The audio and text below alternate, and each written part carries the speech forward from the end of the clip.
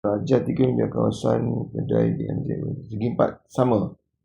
Maknanya semua panjangnya, sisinya sama. Segi 4 sama.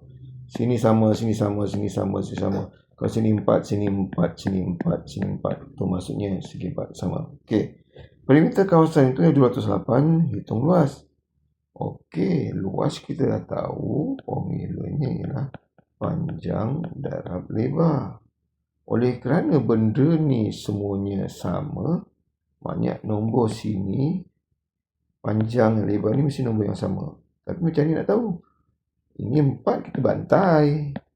Maklumat ini yang kita gunakan. Perimeter.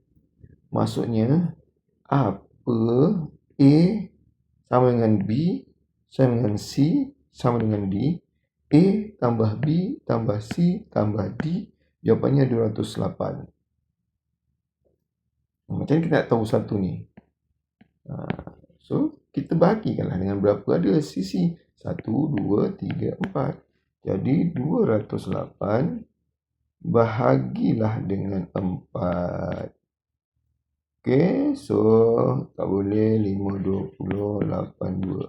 Maknanya setiap satu tu ialah 52, 52. Soalannya nak cari luas.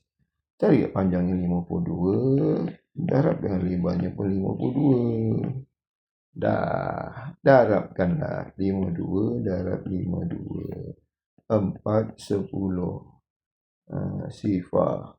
Ni cikgu nak tunjukkan balik ni. Kenapa sini sifar ni? Sebab dia ni ialah 50. So, sifarnya ada dulu. Jangan lupa. Okey, 5 kali 2, 10 tambah 1. 5 kali 5, 25 tambah 1, 26. So, jawapannya ialah 2704 meter persegi. Okey, boleh? Okey, Alhamdulillah.